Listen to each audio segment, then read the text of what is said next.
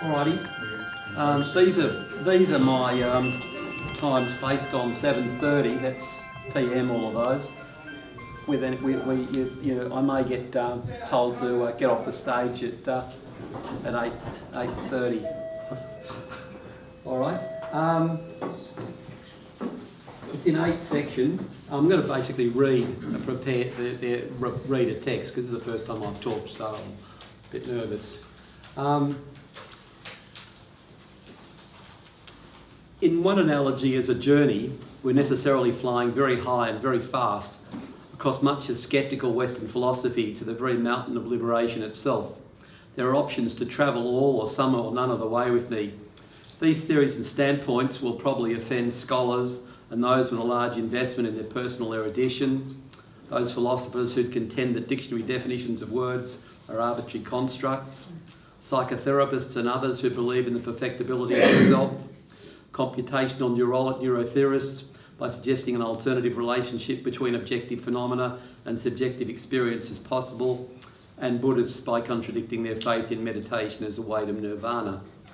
As an inquiry, the possibility must exist that the standpoints here presented are untenable and the theories false. So be it. That is information. What would concern me more is if these theories and standpoints fail to offend because they're reinterpreted so as to appear compatible with the relevant traditions. I hope to circumvent this by carefully contextualising the theory, which does not appear till the 6th of 8 sections which constitute this talk, but as a hopefully coherent structure in that later parts depend on earlier ones, just as I mentioned before, if you could take a ticket rather than start an argument in the middle of the talk if possible. And if you can make your questions and comments concise so that everybody gets a chance to have their say. Firstly, so the first section here is on scholastic and non-scholastic inquiry, and I suppose the first question is, with what authority do I speak? And the answer is none. I'd hope that what I say is neither accepted because I'm considered an important person or dismissed because I'm considered an insignificant or notorious person. Because authority and quoting sources are so important in academia, it's relevant that this be expanded here so it's clear why few such references are to be found in this discussion. I need a word, and I'm going to use the word scholasticism, somewhat idiosyncratically. I had a whole lot of lists of dictionary definitions which I've cut out for time, but they're in the back of the talk, the printed versions of the talk. But what I intend by scholasticism is the epistemological theory that the credibility of knowledge must depend on the authority of its source, be that supernatural entity, holy book, oral or textual tradition, organisation or individual. Everyday examples abound where one accepts the authority of the writer of a cookbook, a film reviewer, an engineer who uses a mathematical theorem on the basis of the authority of its author or publisher. These will all conspire to suggest that knowledge is necessarily scholastic. The reverence shown to scholarship across many cultures amounts to little more than scholasticism in this sense. Within parts of academia, it's so frequent as to be unthinkingly accepted as the default. Also, obviously, Greek philosophy is handed down via monastic Christianity and via the Arabs, the Jewish oral tradition, which became the Bible's Old Testament, the Hindu oral tradition, which written down became the Mahabharata. So, while it's not suggested that scholastic knowledge be abandoned, merely augmented, it's useful even beyond this discussion to recall that the basis of scholastic knowledge is non-scholastic knowledge. Scholastic knowledge cannot be a self-contained field. Someone needs to collect the anecdotal observations or conduct the philosophical or mathematical or scientific inquiry, which is the origin of any scholastic knowledge. To reiterate, this is not suggesting book burning, rather the replacement of the authority hierarchy on which we base the credibility of our knowledge with the expectation that it support itself. We're all terrified of original inquiry, presumably for fear of failing or perhaps just reinventing the wheel. The former is always possible, but allow me to suggest this latter possibility is extremely unlikely. We simply lack that much originality. Should this situation occur, though, one will have an understanding which far surpasses ordinary scholarship deriving Pythagoras' theorem from first principles will give one an understanding far deeper than merely reading the original. So next time the siren call of the security of scholastic inquiry beckons, step back and consider the generality. Perhaps we're inquiring about some abstract philosophical subject, call it subject A. First we choose a credible authority on subject A, then if multiple translations exist, perhaps we choose a credible version of that authority and a credible interpretation of that version. Finally we compare or contrast, combine with one or other such, and our comforting conclusion is actually contingent on quite an arbitrary authority hierarchy. Contrast this with non-scholastic inquiry. 2,500 years ago, the Greek philosophers and mathematicians who lived in a cultural tradition just as old as our own discovered that direct inquiry in subject A was possible. Direct, verifiable mathematical and philosophical knowledge was possible, using verifiable in the loose sense of non-scholastic. Perhaps one could add possible, necessary and urgent. To reiterate, consider the case of historians of mathematics. It's possible to have an encyclopedic knowledge of mathematical history, what mathematics was invented, by whom and when, who influenced who, but never have actually done any mathematics. So while such erudite scholars perform a useful role by providing a framework into which discoveries and rediscoveries can be placed, they're not mathematicians. A child who is derived from the axioms that in Euclidean space the three angles of all triangles always total 180 degrees is, for example, a mathematician. Similarly, it suggested the scholastic and comparative study of philosophy, which characterises much of academic philosophy, particularly continental philosophy, should more accurately be described as a history of philosophy.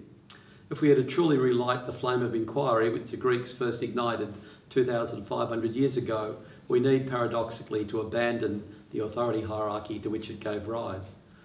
The next section presents a definition of philosophy and, more importantly, a theory of language and linguistic standpoints, which is a foundation for a theory of definitions and dictionary definition in particular, hopefully the whole providing a more rigorous basis for subjective description.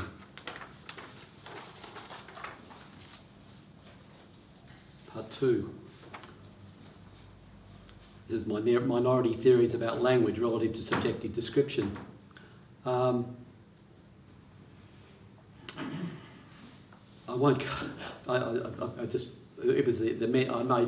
mentioned before that the compulsive philosopher was part of a self-description as part-time removalist, aspiring inventor, compulsive philosopher, etc. But we're only the philosophy part is relevant to this talk. What's here intended by the word philosophy? And again, there's a list of a cross-lexical survey of philosophy in order of preference, which I've cut out because it was going to make it too long. What I intend by the word philosophy here is philosophy, one, a synonym for fatalism, the acceptance of what occurs without avoidance or pursuit. E.g. he was philosophical about love, meaning he neither avoided or pursued love. Fatalism is a particular standpoint of set of values. So the second usage, B, is any standpoint or set of values, be they spiritual, religious, psychological or political, so all ethical systems, moralities and ideologies, the philosophy of a political movement, the philosophy of a design. And then C, a synonym for epistemology, the study of the possibility and kind of knowledge we can have about phenomena. Can we know if reality exists, life is but a dream, consciousness exists in brains other than our own, etc., and the philosophy of physics. And finally, D, a synonym for ontology, study of the order of reality of phenomena, what kind of thing is science, reality, consciousness, language, closely related to linguistic questions of how should we define the word science, reality, consciousness, and also a particular sense of the word understanding. It's in these latter two senses, C and D, particularly D, that I describe myself as a compulsive philosopher, because it's what I compulsively do, not because of any ambition to be a philosopher, but rather a minor, unimportant amateur with eccentric theories who will probably leave no mark in the history of philosophy. A distinguishing feature of my approach to philosophy is a concern with the problem of semantic precision and a particular linguistic standpoint and set of theories. Perhaps I can express my linguistic standpoint thus. It matters not how relevant, important, profound or true one's insight if one of the words which articulates that insight fails to convey one's intended meaning to one's audience, one's just adding to the overwhelming cacophony of the world. My contention would be that it's in the area of philosophy as above and metaphysics in the sense of phenomena involving a relationship between the objective world and subjective experience, but particularly in the area of subjective experience, for example, phenomenology, the mystical experience, that one approaches the frontiers of language, the borderland of ineffable experience. To disambiguate Lao Tzu slightly, those who know cannot speak, those who speak cannot know. It's hoped that even if one is dubious of the existence of such phenomena, intellectual curiosity will at least allow the possibility that in Shakespeare's words, there are more things in heaven and earth than are dreamt of in one's philosophy. So attaining the scepticism which would contend that some language is merely beyond one's personal vocabulary and some beyond the current vocabulary of one's national language, perhaps it's possible that some experience may be intrinsically beyond words. It would be my contention that certainty regarding this final possibility can only arise from a precise notion of the nature and essential limitations of language, and in particular words. At one time I used the word ontolexics for this area of language, its theories and associated standpoints, but given the number of contentious issues already, I think it might be a bit distracting, so I'm not using it here.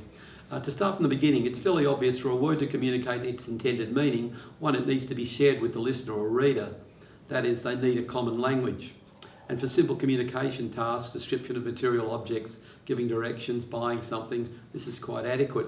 But as the task becomes more complex, describing emotional, philosophical, metaphysical, subjective and mystical qualities and phenomena, further constraints arise if communication failure in the sense of no meaning, a different meaning or ambiguity is to be avoided. 2. So, differing linguistic standpoints need to be shared or at least acknowledged. Is it the responsibility of the speaker, the listener, or both to make the meaning of a word clear? The standpoint here is the responsibility lies exclusively with the speaker or writer. Is it the original, the real, or the intended meaning of a word which is of concern? The standpoint here is that it's the intended meaning of a word which is of concern. Differing linguistic theories need to be reconciled or at least acknowledged. Is language, in particular the words of its vocabulary, to be treated as a natural phenomena, as is common in linguistics, or more controversially, as that peculiar natural phenomena which is an artefact, in particular a tool, one of whose purposes is communicating meaning? The theory here is that language, in particular words of its vocabulary, are social artefacts, in particular tools, one of whose purposes is communicating meaning, with the possibility in the latter case that falsifiable statements concerning purpose are possible. This will in turn form answers to questions like, what kind of thing is a language and how should it be defined? What kind of a thing is a word and how should it be defined? What kind of a thing is a definition of a word and how should it be defined? What's the purpose of a dictionary definition of a word and how should it be defined? What kind of thing is language? What's here intended by the word language is a social artefact consisting of the set of words, vocabulary and rules of sentence construction shared by some social subgroup, one of whose purposes is the conveying of meaning between members of that group, with the possibility that the vocabulary will be merely the set shared by the social subgroup consisting of one person themselves at a later time. The complexities of sentence structure, grammar and sentence semantics are considered secondary to vocabulary. The word, which appears in that previous definition, is important. And what's intended here is a word is a material objective symbol, a visual mark, a written word, physical sound, a spoken word, a gesture, a hand movement in deaf and dumb language, whose reference is a category of subjective experience.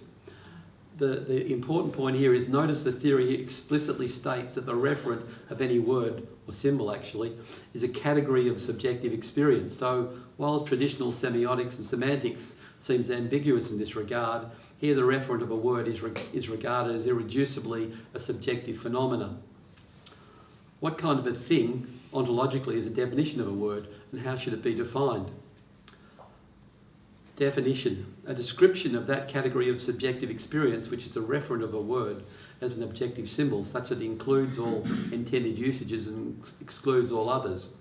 Whereas by the term dictionary definition of a word is here intended to the end that a word is a social artefact, in particular a tool, one of whose purposes is to convey meaning between members of its social subgroup. The purpose of a dictionary definition is to provide that description of the subjective category which is a referent of the word, most preferred by members of its social subgroup, subject to the conditions that it's concise, using as few words as possible, precise, being as unambiguous as possible, exhaustive, including all intended usages and excluding all others, and reductive, using only words simpler than that being defined.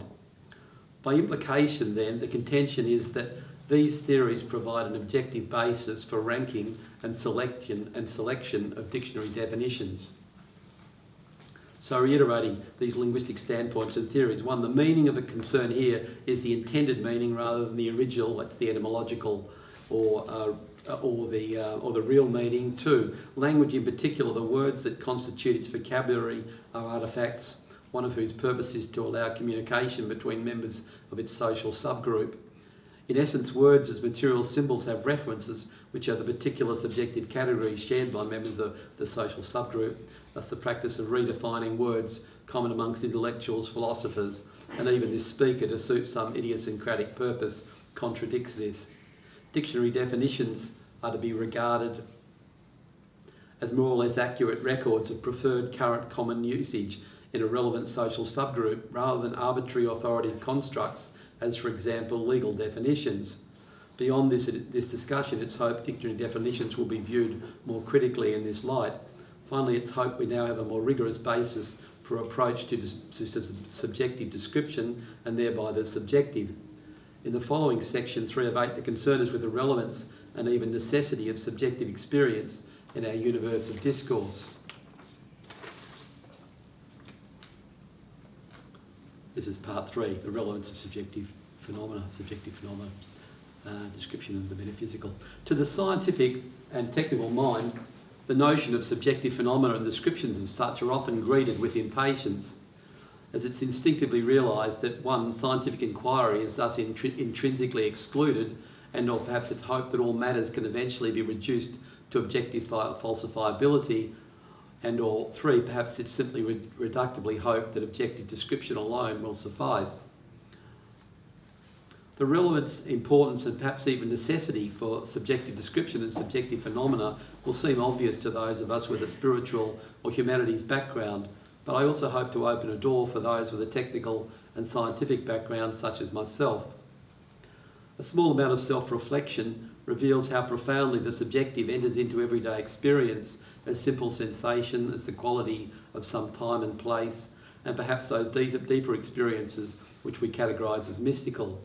Also in poetry, the evocation of subjective phenomena is implicit, and in drawing and painting, the injunction to draw what you see, not what you know, provides a practical rule for creating realist images, yet is a profoundly subjective method.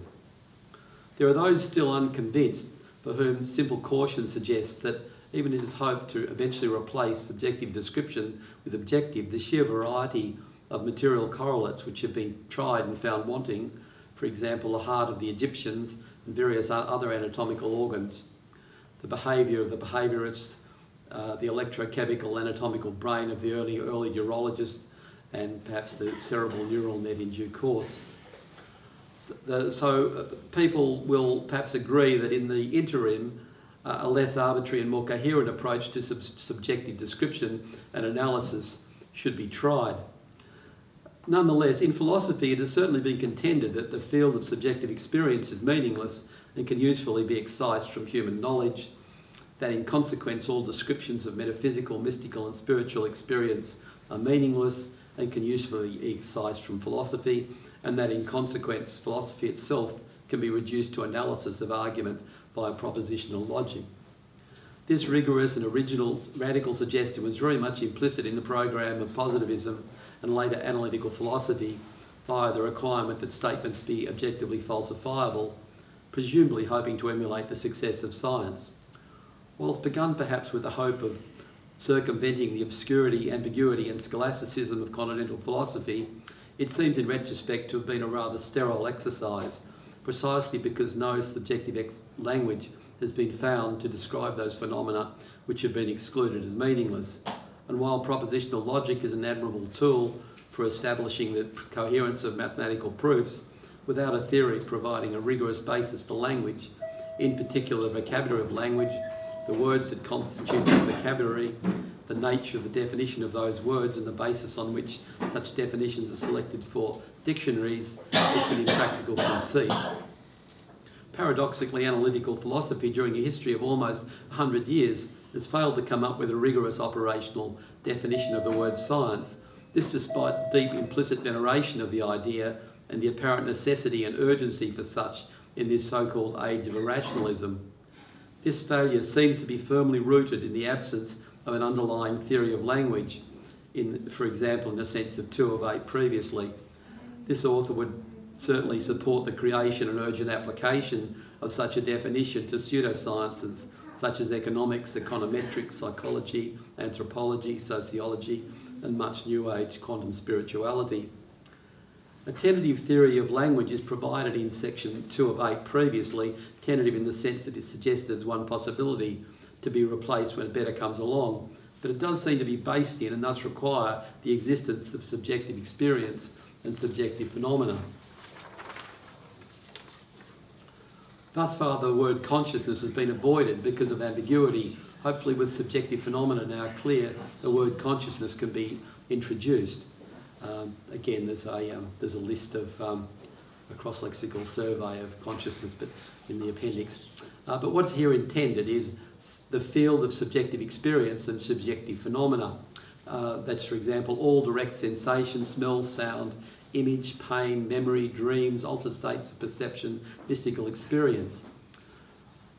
Commenting on this definition, whether from the neurological standpoint as an emergent property of the brain, as the subjective reports correlated with scans of the anatomical brain, or as measured behaviours of parts of the human neural net in the future, or from the weak solipsistic standpoint that one's brain, body, society, world and universe are just a model created to order the field of one's subjective experience. Neither standpoints implying the necessity of a subjective self, self-awareness, moral choice, intellection, will, etc. The consciousness of a tree would simply denote the subjective experience of a tree without any suggestion that trees are capable of intention, thought or moral choice. A word to designate relationships and correlations between objective phenomena and subjective experience is required. Some rationale for reappropriating the word metaphysical with a very idiosyncratic usage can be provided, again with another cross-lexical survey which is in the appendix of this section.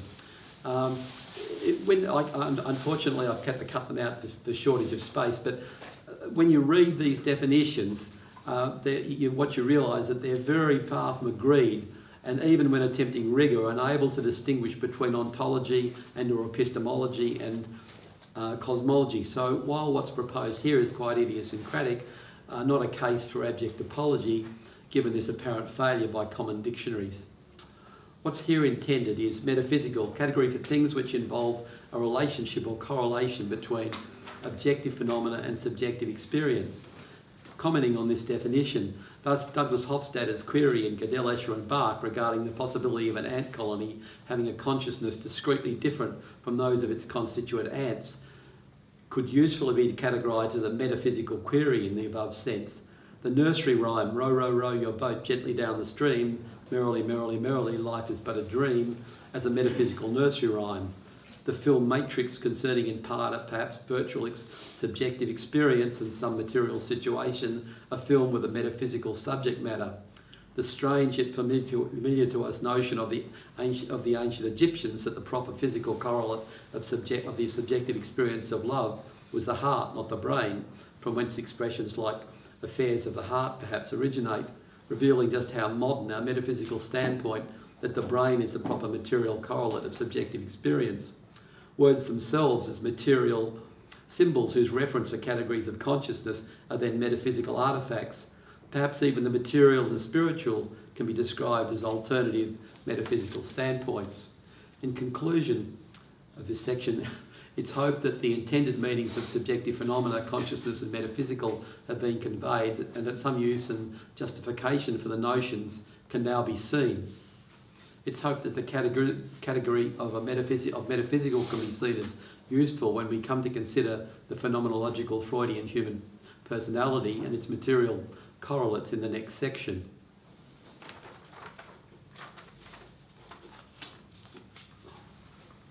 This part 4, I don't know how I'm going for time. Phenomenology and the human personality, the Freudian personality as a subjective phenomena. During the 70s, it was fashionable in certain circles to ask, "Who am I?" Whereas for the speaker who was often out of step with fashion, the inclination was to ask, "Where, when, and what am I?" Perhaps due to the previous mentioned tendency to ontology. To be clear, there seemed to be two distinct common usages of I, me, myself. Usage 1, call it the social self, this body is distinct from any other body. And usage 2, call it the intentional self as the psychological subjective intender of actions, perceiver of experiences. My inquiries concerned this latter intentional self. In fact, to remind me of the problem, I seem to remember keeping it a superficially humorous quotation, "Yea, though I walk through the valley of the shadow of death, I will fear no evil, for I am the meanest bastard in the valley," as an ironic reminder. After further consideration, the problem came to be represented by the questions, in the here and now of the present moment, where and what in the totality of my objective material body and my subjective experience corresponds to me in the sense of a subjective psychological intentional self. The answer seemed to be that I, as a subjective psychological intentional self, exists as habit, opinion, belief, reaction. That is, observing one's experience from morning to night, I exist as the constant reaction to sense experience, feeling, thoughts and actions which those reactions initiate or inclined to initiate. An implication of which suggests a solution to the paradox represented by the questions, do I have free will or am I fully determined, might be, yes, I can do what I want, but what I'm capable of wanting is very predictable. Further, if me, as this intentional self, is not only conditioned, but the very conditioning itself, then is the intentional self an intrinsic limitation in the sense of a blinkering of the perception, a hobbling of the action, an unavoidable division and conflict of the perception and action of the social self above. So an intentional self not merely flawed, but still perfectible, as various spiritual traditions and psychotherapies would have us believe, but an intrinsic limitation. This idea will prove quite central later on. Finally, isn't this intentional self just the Freudian human personality? Freud developed psychology as a science of the mind, and he would have considered his model of the human mind and human personality to be a scientific theory. That theory has become very much part of popular culture, but it's useful to summarise it here just to ensure we have a common understanding of what's intended by the term Freudian human personality. The human personality or mind consists of three-part id, ego, superego, all forming a conscious part of the much larger subconscious mind, where that part of our experience, subjective and subjective behaviour, which is instinctive and or habitual and or compulsive, is the id. That part usually acquired from society, e.g. aesthetics, ethics, ideology, intellection, will, which countermand the impulses of the id, is the superego.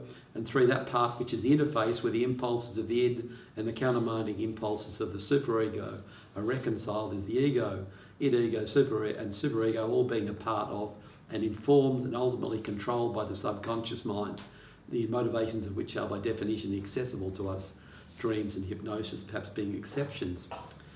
If by the word science one just intends value-free analysis, perhaps this theory is scientific, but the subsequent development of various behavioural theories, Pavlovian, Skinnerian, etc., suggests this did not have universal acceptance.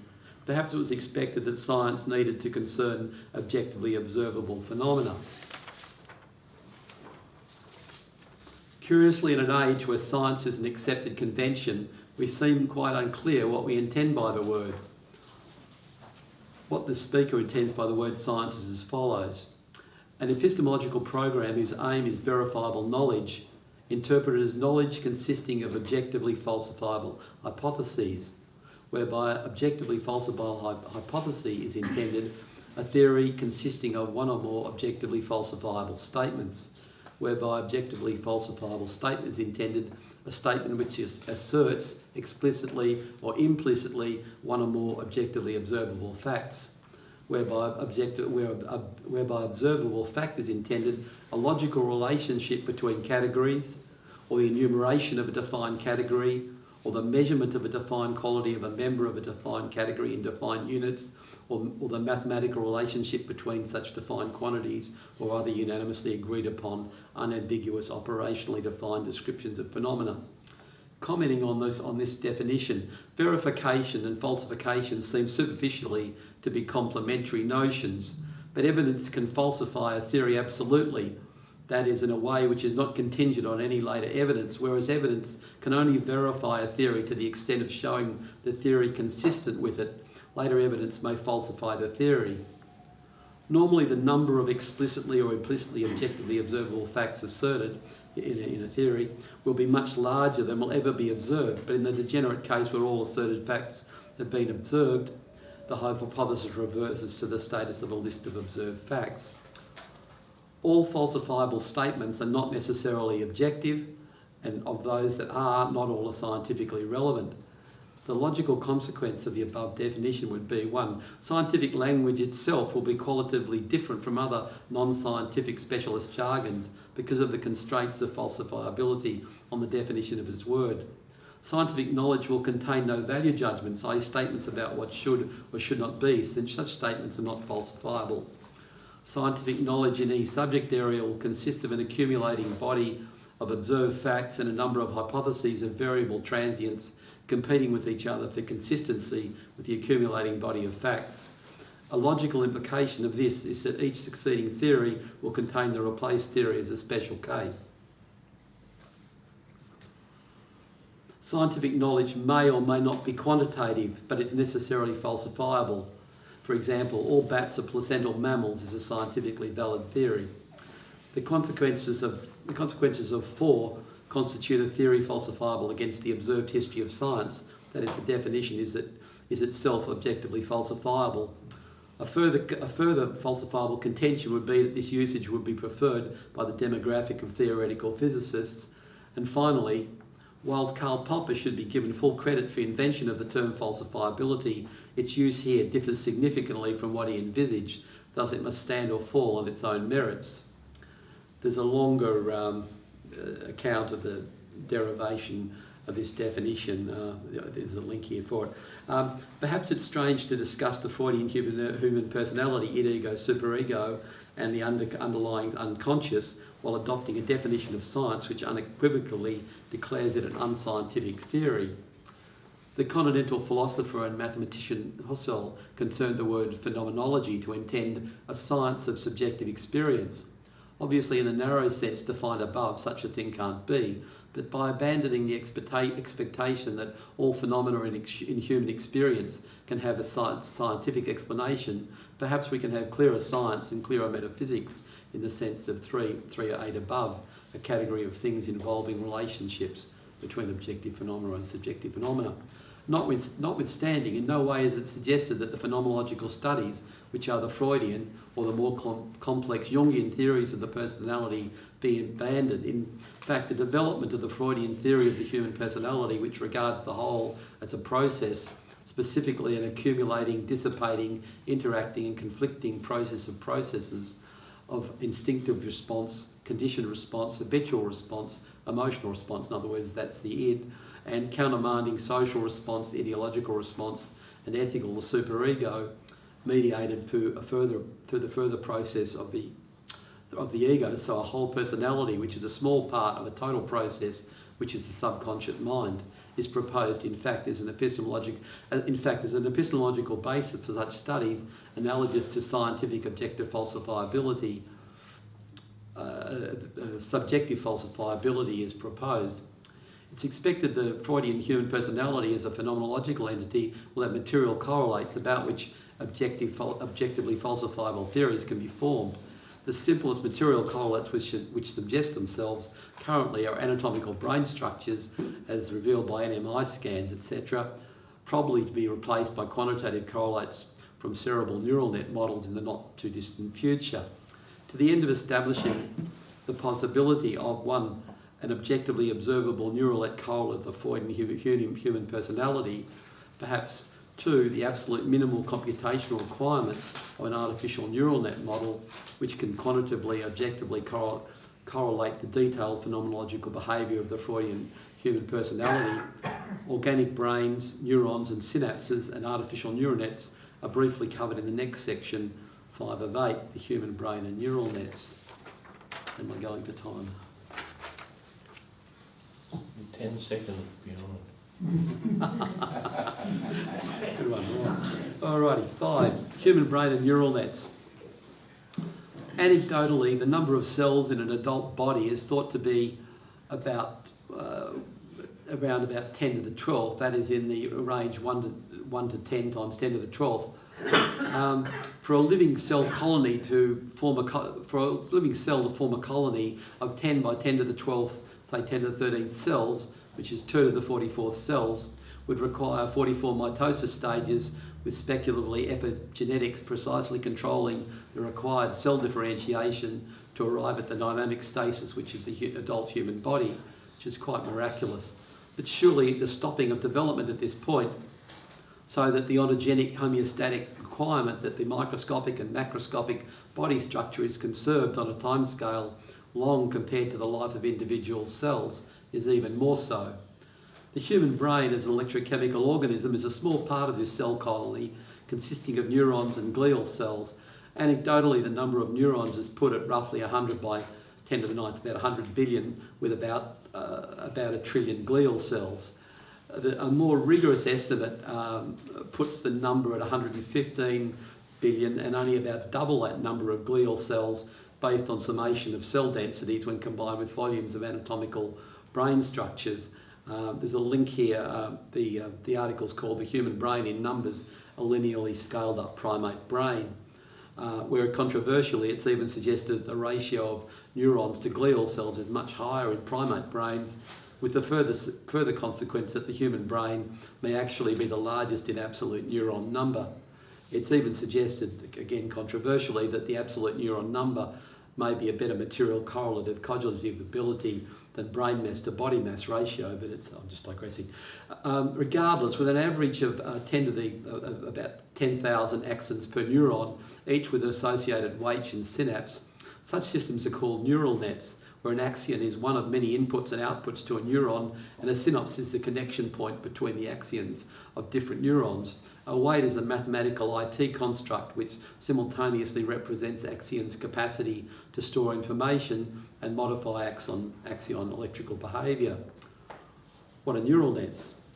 Starting with the actual physical nervous systems and brains, the neurologists realised that much of the behaviour of organisms could be understood in terms of these electrochemical systems.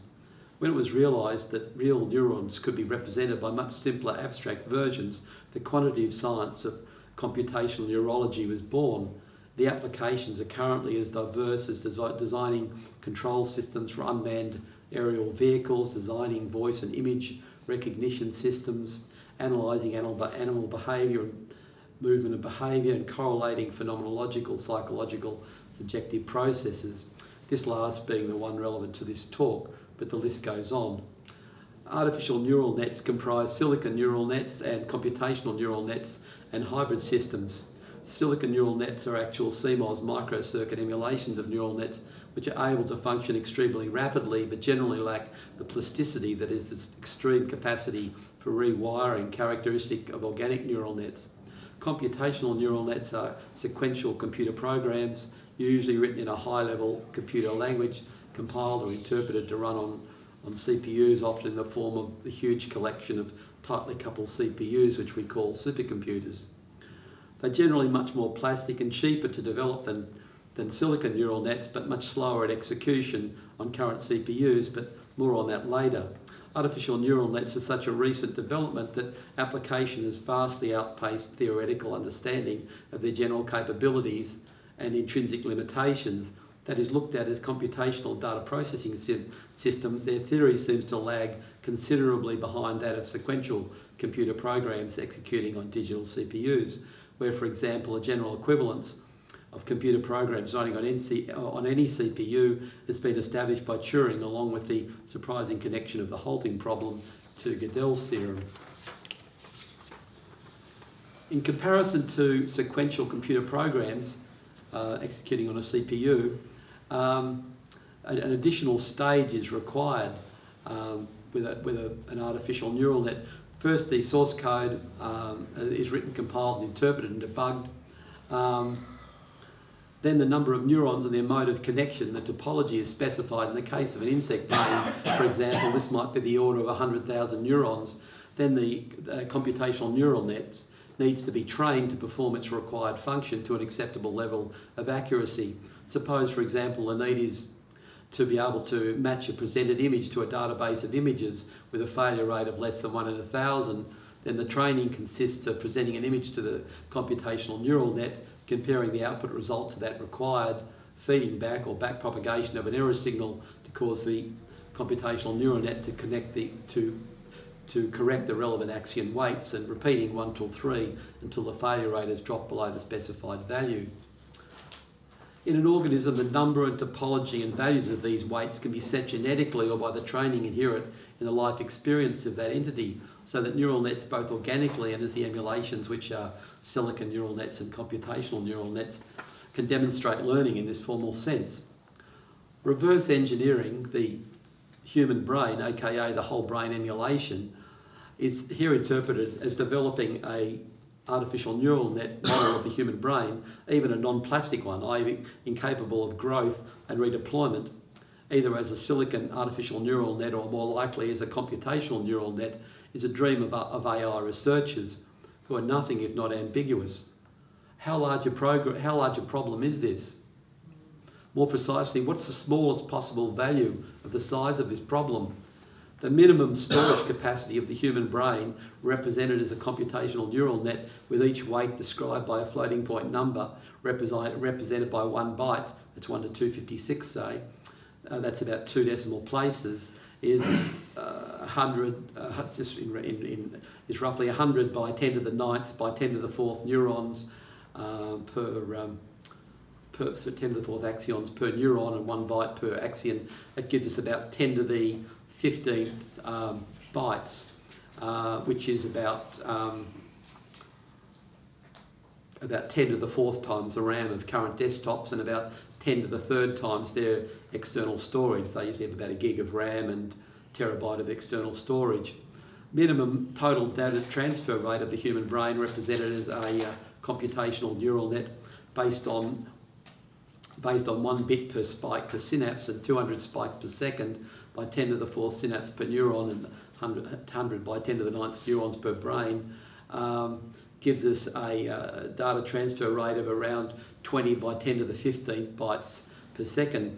This is about 10 to the 6th times the data transfer rate of current desktops from RAM to CPU, which is about 6 by 10 to the 9th bytes per second. So at the moment, the requirement's vastly beyond desktops, but in the tightly coupled machines we call supercomputers with thousands of CPUs, we approach much more closely to this requirement for a human computational neural net.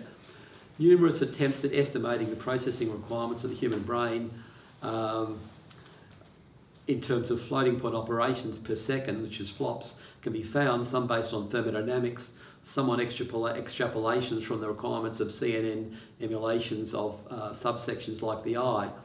For these estimates to be more credible, we probably need a theorem establishing the minimum Turing equivalent of any given neural net. For example, in the case of the digital equivalent of an analog image, we can estimate the minimum digital storage requirement from the minimal resolution not distinguishable from the original. This is currently an enormous area of research. An overview published in February 2012, which is probably already out of date,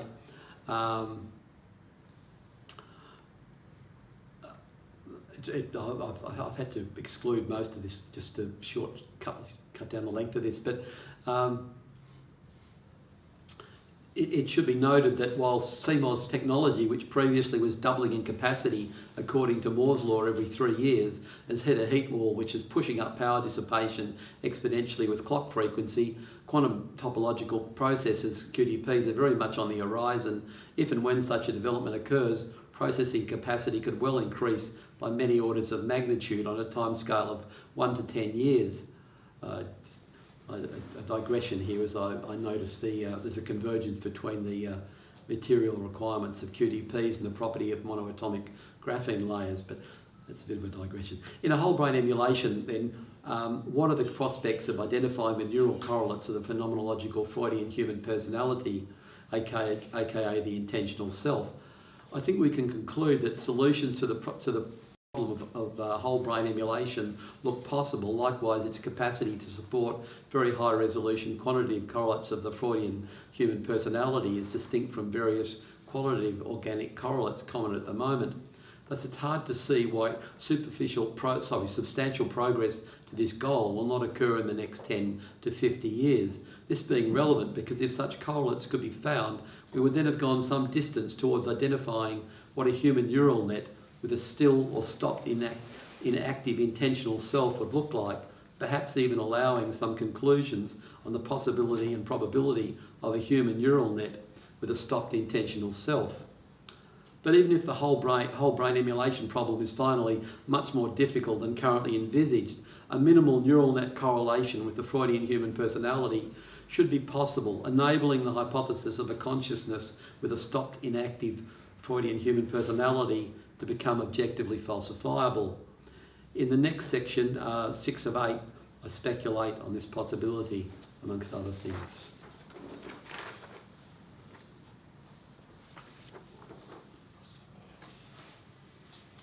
There seems in the literature of cultures hints that historically certain individuals have undergone, happened upon, or perhaps even intentionally achieved a radical, permanent mutation, transformation of the psyche, by which is intended a change which is not some progressive development, but a change which is simultaneously sudden and non-incremental, resulting in the emergence of a quality or structure of the psyche radically different from that previous, possibly analogous to a phase change in physics in ice becomes water, but perhaps all this is just the bias of the speaker.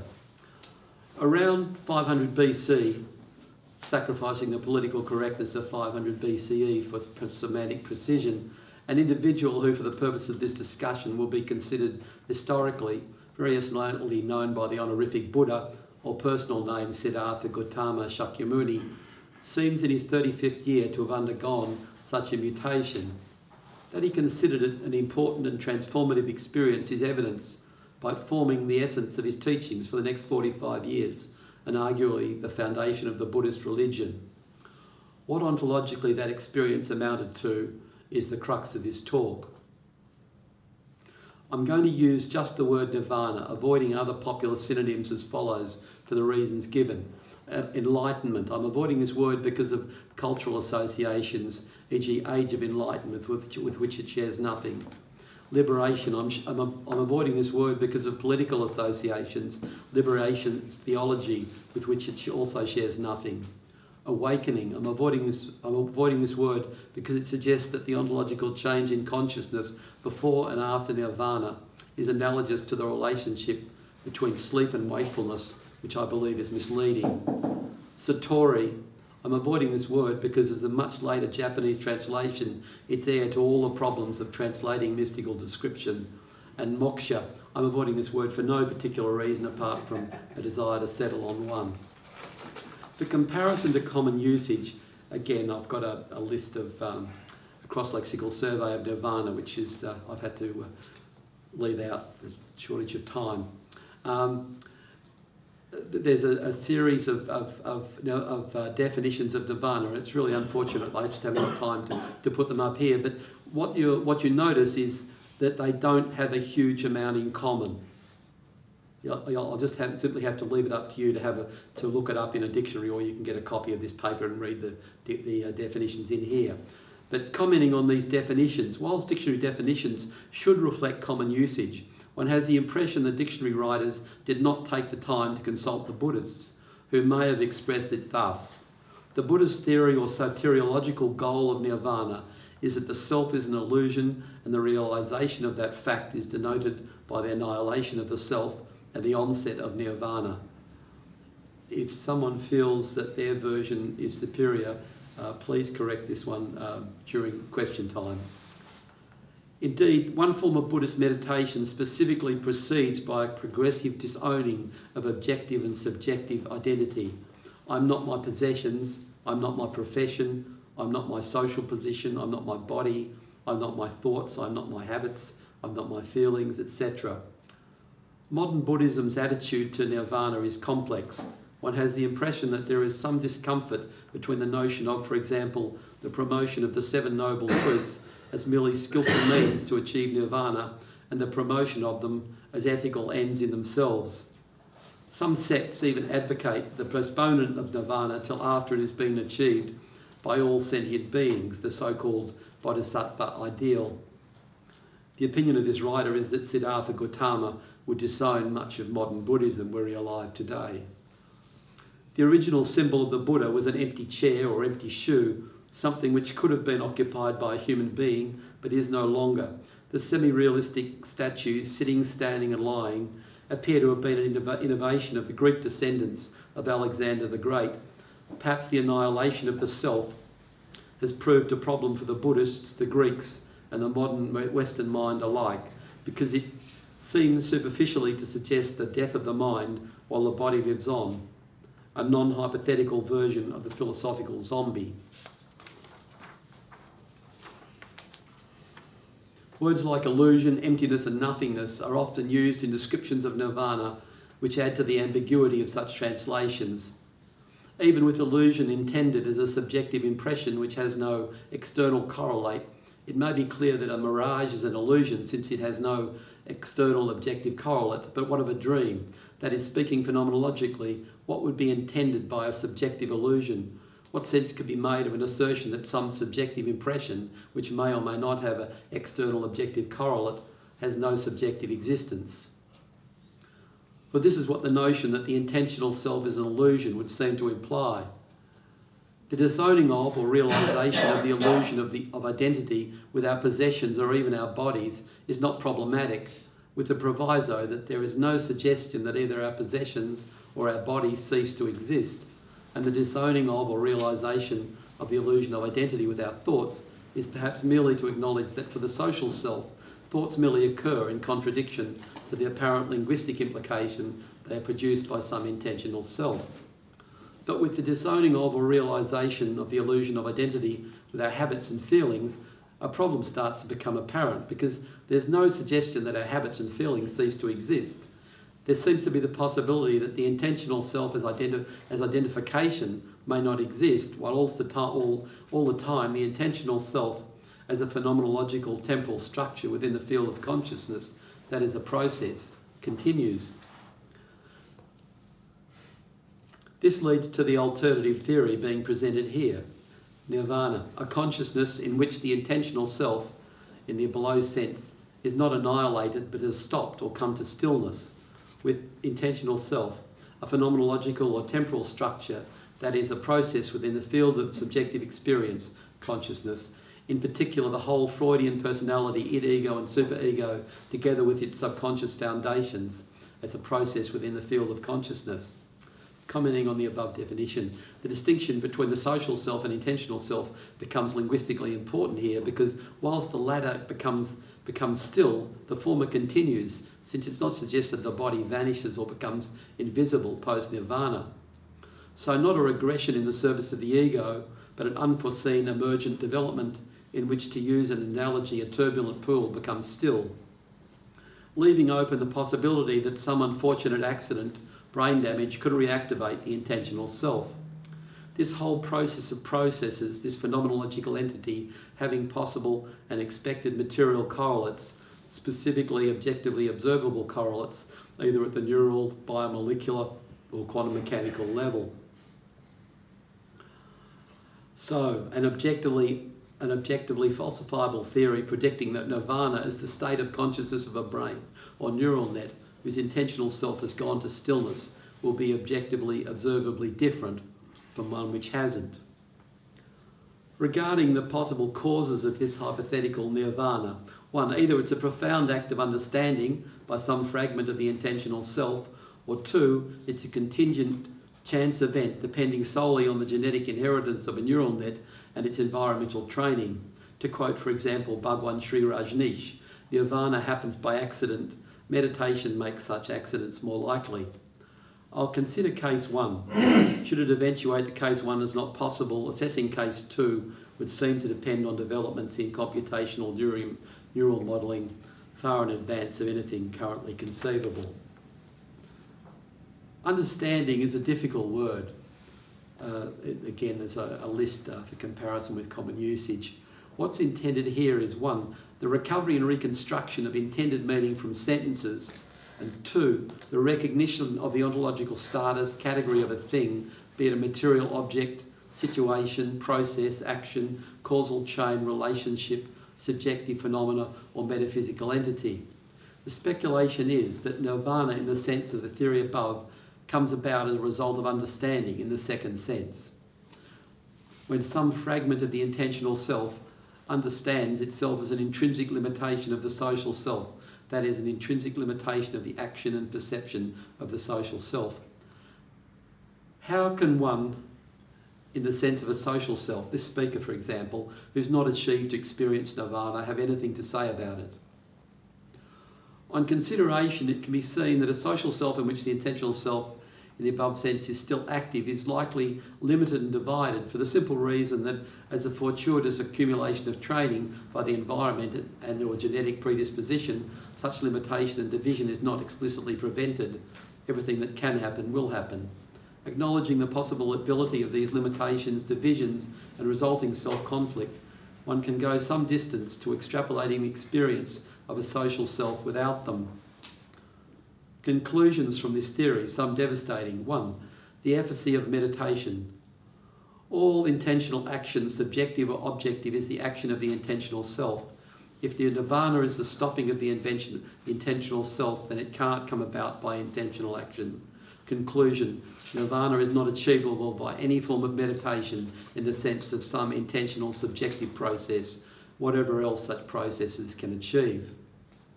Beyond the ending of unsatisfactoriness, whether nirvana as above exists, I can't be certain. If it does, then Siddhartha Gautama's promotion of it as merely the end of suffering, or the more modern translation as the end of unsatisfactoriness, would seem to radically undersell the resulting state of consciousness. For the modern Western mind, this is critically important. The notion that the intentional self as a phenomenological process can, and more radically should, come to stillness seems superficially like advocating death in life, becoming a non-hypothetical philosophical zombie. That this is not the case, that the social self whose consciousness has no active intentional self will appear to others as more alive rather than less, I hope I can make explicit in the following predictions, arranged in order of increasing extrapolative uncertainty. The mind of nirvana in the above sense will have a radical innocence. In a social self with active intentional self, perception is necessarily limited in that it will see what it wants to see, not see what it doesn't, and ignore all the rest, the consequence of the fortuitous experiential training which constitutes the intentional self. Conclusion, nirvana surely entails a radical innocence which is not only untouched by experience, for example, a naivety of a child, but is untouchable by experience. Each day really is the morning of the first day, subjectively of course, this is not a state of amnesia. Each moment a direct perception of the horror and ecstasy of existence, perhaps the origin of the Buddhist notion of the mirror mind. The mind of nirvana in the above sense will have a radical freedom of action. In a social self with active intentional self, action is limited in that the intentional self is really only capable of seeking those experiences to which it has formed an attachment, avoiding those to which it has formed an aversion, ignoring all the rest. Nirvana surely entails a radical freedom of action in which casting one's fate to the wind, the fate of the social self, really is not just possible, but implicit, perhaps the origin of this romantic ideal.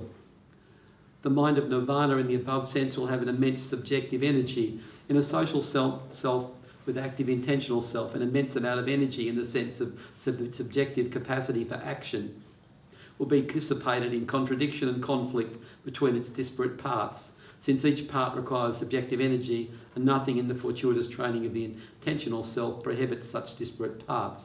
Conclusion: Nirvana, which entails the stopping of the intentional self and thus stopping of these conflicts and contradictions, will likely result in an immense increase in the energy available for subjective and even objective action. The mind of Nirvana in the above sense will have an ethical choicelessness in a social self with active intentional self, those deeply conditioned responses which form the moral basis of ethical system, whether Kant's categorical imperative, John Stuart Mill's utilitarian, Christian social barter, Hindu moral consequence, Sartrean causal blame, etc. are active. Nirvana surely entails a life which is ethically choiceless, the existential choice being to do what needs doing or not. So the answer to whether the action of Nirvana is moral or amoral is paradoxically yes. And finally, the extrapolation, as the extrapolation becomes increasingly uncertain, the action of the mind of Nirvana in the above sense would seem to be love in a certain peculiar sense. In a social self with active intentional self, the applicable usage of the word love is for a very strong attachment to one's life partner and or child, often mutual, frequently associated with ideals of self-sacrifice and selflessness.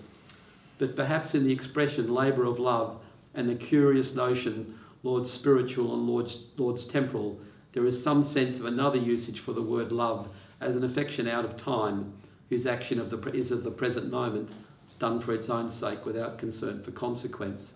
Perhaps the action of the mind of Nirvana in the above sense would seem to resemble love in this second sense. Finally, whilst we have little more than the literature of Buddhism to go on, the biography in that literature does seem to suggest Siddhartha Gautama was not merely inquiring into the possibility of nirvana, but rather seeking a way to a state which had already been found. That is, he was searching rather than exploring.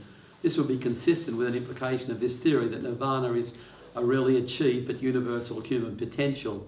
Speculatively, it has occurred 10 to 100 times in the history of the human race, but not the thousands of times which Buddhism would seem to imply. Further, it would almost always have been unintentional, the understanding which is its causation merely the fortunate coincidence of a genetically capable neural net and its environmental contingent training. Who knows, perhaps as an evolved organism sharing features of our neural net with other species, we also share this potential. What does seem clear is how linguistic sophistication has progressed. Early achievers of nirvana may well have no means of describing it or how it came about in their case, either to their societies or themselves as social selves. With this in mind, perhaps one should treat even Siddhartha Gautama's prescriptions with caution. Now, how am I going? Can I do the last two sections, or are you nodding off? I think you can keep going. Keep going? Rightio. It's getting good, man. This is part 7, Nirvana and meditation, subjective exercises and consciousness without intentional self. I'd contend that the word meditation has two radically different usages. One, a subjective intentional action. This seems consistent with one usage of Jiddu Krishnamurti. The speaker has gone into this, I'm quoting him, the speaker has gone into this for the last 60 years or more and has discussed this question with Zen pundits and Zen patriarchs, with the Hindus and Tibetans and all the rest of the gang. I hope you don't mind my talking colloquially, do you? The speaker refutes all that kind of meditation because their idea of meditation is to achieve an end. As a philosopher of nirvana, an extreme anti-scholastic, that's my word, and in consequence something of an iconoclast with regard to Hindu and Buddhist spiritual tradition, Jiddu Krishnamurti's single-minded concern with nirvana may be misleading. It's not that it's doubted that meditation as a subjective intentional action can possibly achieve many things. Achievement of relaxation, reduction of anxiety, pain control when access to anaesthetics are not available, access to ordinary inaccessible metabolic processes to allow very low metabolic rates for purposes of hibernation and survival with low oxygen, perhaps even the generation of heat in cold climates. There's a Tibetan meditation called Tumo, perhaps even other seemingly miraculous phenomena, just not nirvana. Also, we have anecdotal reports of Siddhartha Gautama, who upon meeting a man claiming to have achieved the ability to walk on water, presumably as a result of some exotic form of meditation in this first sense, did not doubt his achievement, rather prosaically responded, "Wouldn't it be quicker to get a boat?" Further, this contention also seems consistent with the anecdotal story of a Zen master who, on encountering a cross-legged Zen monk, inquired what the monk was doing, received the reply, "I'm meditating in order to achieve nirvana," this is translating Satori. The master said no more and, seated nearby, proceeded to rub two stones together. After some time, his meditation disturbed by curiosity, the monk inquired about the purpose of the master's action.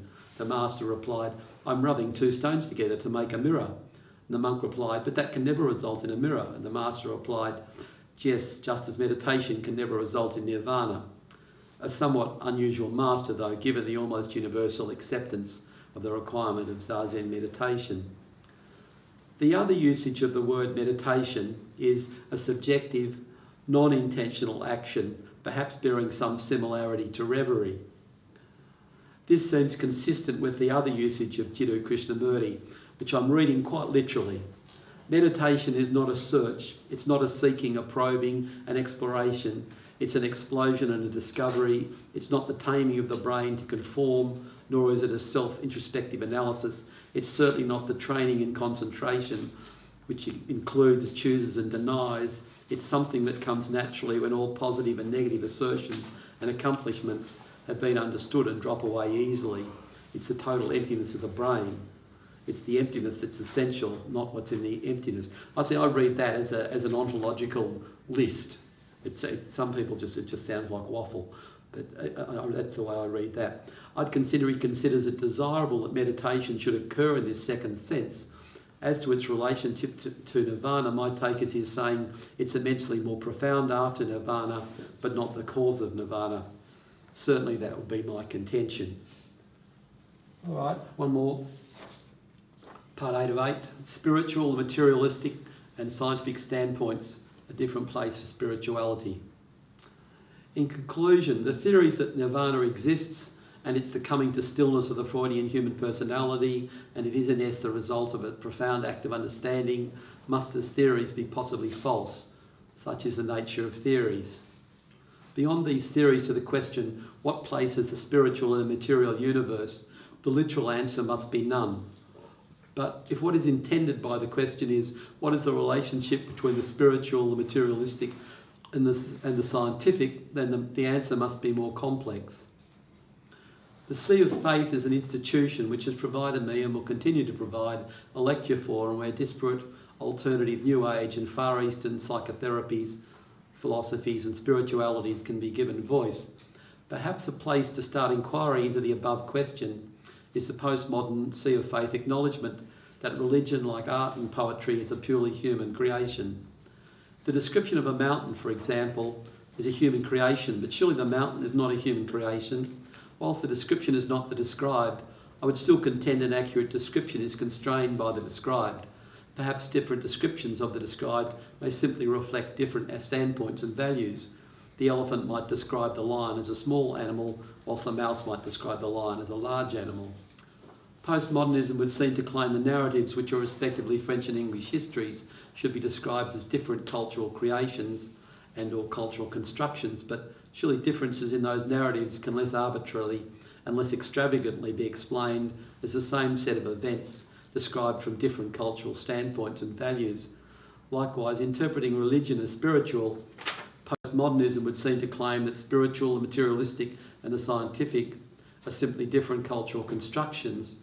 But when one comes to consider usage of spiritual, materialistic in a global sense across cultures worldwide, a definition in the sense of concise, precise, exhaustive and reductive description of the subjective category which is a referent of that word, of those words, these definitions seem more as though they should be spiritual. The weak, holistic, metaphysical standpoint, the objective universe of time and space and matter, is an abstract correlate of subjective experience, which is to say an abstract correlate, the function of which is the structuring of the raw phenomena of consciousness, and materialism, the neurological metaphysical standpoint, that subjective experience, which is to say the phenomena of consciousness, are to be identified with those subjective reports, having observed correlates with behaviours of the anatomical brain or the cerebral neural net. For comparison to common usage, this is a list for spiritual and materialism, whence the spiritual and the materialistic seem to have the relationship of complementary metaphysical standpoints, whereas science is an epistemological program whose aim is objectively falsifiable knowledge, which aim is indifferent to metaphysical standpoint, in contrast to the merely different cultural creations or cultural constructions which the postmodern explanation would have us believe. So end of the lesson. Thank you. Well, before we throw the meeting open to questions and discussion with Rohan, I have a number of announcements. Our lecture next month. Sorry? James wants to ask a question. Who else wants to ask a question? Appreciate it and thank you. This Oh, one for right. you? Okay, thank you. I have two questions. Right. One of them, metaphysics, what is it, consciousness? And when we want to understand what is it consciousness, we need to understand consciousness come from where. What is it consciousness? Come from where? What happened when we die by consciousness? This is one metaphysic statement. Second, when we see philosophers and scientists have problem by this, a struggle by this, cannot answer for this. What is it consciousness? What to do and how to development? These are problems. And this is a problem, this philosopher and scientists go to neuroscientists and neurology. Okay, my brain creates from matter, matter creates from molecule atom, atom for proton, neutron, fission, meson, and quark and sex generation. But even my brain, create a trick of, my consciousness trick of a simple brain, but why in the rock have no consciousness? Because rock creates from molecule, atom, and matter. What different that? This one. Second, neuroscientists, neurology have big problem. What do? Go to search about the brain. What is consciousness in the brain? But what does it here? But consciousness not here. I'm going to look. There's going to be three questions if I can keep track. Thank there. you. The first question was where does consciousness come from? Was that roughly what it was? The first part of it. If we know what is it consciousness in the metaphysics, but different culture, different society, we need to understand consciousness come from where. Yeah, the word consciousness is extremely difficult, and we can sit around arguing different notions of what people intend by the word consciousness. Part of the reason why I've spent so much time on language and things like that is to develop a way of using the word consciousness that's not ambiguous. So I'm using it in a very restricted sense, just subjective experience. If I talk about the consciousness of a tree, it's the experience of a tree. It doesn't mean the tree can think or so it's just it's using it in that very narrow sense. As far as where it comes from and where it goes to, I have no idea. Thank you. I'm sorry. There was one final bit there, but I've forgotten. It was about consciousness in rocks compared to the consciousness brain. in Thank you. rock. Appreciate Well, it. the problem is that assessing consciousness in beyond oneself is, you don't doubt the existence of subjective experience in others, but when you actually come to say how can I be certain of that, there's no way that you can be certain about it. So the same, I mean, you've seen Star Trek where they find consciousness in crystals and all sorts of things, but how on earth they can be certain that there's consciousness there, I've got no idea. Part of the idea of setting up a formal way of describing subjective experience and consciousness is so that we aren't continuously trying to to do what you're talking about. In other words, so we can talk about subjective experience, and we can leave the problem of its relationship to matter to develop. I mean, we can see that even though neural nets look as though they will provide a very good correlate, you know that because if you take drugs or something like that, they act on the synapses, and so we know that it's not just the neural net. There's obviously biochemistry feeding into the neural net, and who knows, quantum mechanical phenomena feeding into the biomechanics. So that's it. Thank you.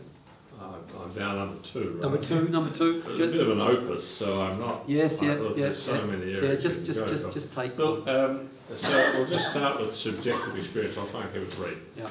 Would you agree that subjective experience in myself is unfalsifiable? That is, my subjective experience to me is unfalsifiable. We're distinguishing. You're distinguishing between objective falsifiability and subjective falsifiability. Not to me. Not to me. To me, I can objectively say that I'm conscious. Well, to me, objectively means that somebody else can see it. Let's say I was the last person on earth, God forbid. Could I necessarily say that I am objectively conscious? Sit to myself. Surely I can. I don't think so. No, I wouldn't. I mean, my use of the word objective would say even if there's no one else around and you're the last being in the universe, then it hasn't got this. There isn't that potential that someone else can. No. If somebody came to you and said you're not conscious, you could say you're wrong, because you would know you are right because you're conscious, correct? And you falsified their statement. No, I haven't. All right, that's not good. Yep. Do you think a neural net can itself be conscious? Or sorry, can a Turing machine, which you know can emulate a neural net, and all the neural nets you described, the artificial neural nets, are all run on machines which are equivalent to Turing machines? Well, I'm not sure whether Turing, whether I mean, it's an interesting point. That was part of what I was asking for, was a theorem that actually establishes neural nets, that establishes that all neural nets are Turing machines. There's some people that have claimed, I think Roger Penrose, for example, that the human brain wasn't a Turing machine. Sure, I agree. That's a biological neural net, but the artificial neural nets, which of course Kolmogorov showed that the 3-layer net can turn any pattern into any other pattern. So presuming that all your inputs and outputs constitute patterns, patterns of behaviour. Yeah. Anyway, I mean, for the sake of the argument, I can just allow that the Turing machine, that all neural nets are Turing machines. So basically, Kolmogorov would have shown that given that everything you do could be constituted as a pattern, and every reaction to that could be constituted as a pattern, and that given a 3-layer net of sufficient size could turn any pattern into any other pattern. If you fed it, say, pi, which has every pattern and as your weighting numbers, at some point that neural net must achieve Nirvana. Achieve what? Nirvana. But if Nirvana comes down to a you're using Nirvana. You're Siddhartha using Nirvana in the sense that I was using it, or this is a if different Siddhartha sense. is manifesting patterns, Siddhartha said, I have this explosion of awareness. I lived on 1 grain of rice a week or whatever. Yeah, I don't know. I mean, that certainly that doesn't correspond to the way to what I've intended by the word Nirvana. Can you pattern Nirvana? Is Nirvana a pattern? I said pattern. Well, patent. I don't go right back into the whole thing again, but essentially what I'm saying is that Nirvana is it's a coming to stillness of a subjective process. The subjective process can have correlates. It can have neural correlates, right? You can. I mean, obviously, we find anatomical correlates of of a brain. You stimulate the brain and you get a memory or something like that, so right? You're all Descartesian. So I don't know, but I'm just trying to say that that Nirvana is essentially a phenomenological. It's a phenomenological state, which which I'm claiming that insofar if it's a coming to stillness of the personality, right, and not the Buddhist notion of realization of it as an illusion, because that's got no relationship to neural nets at all.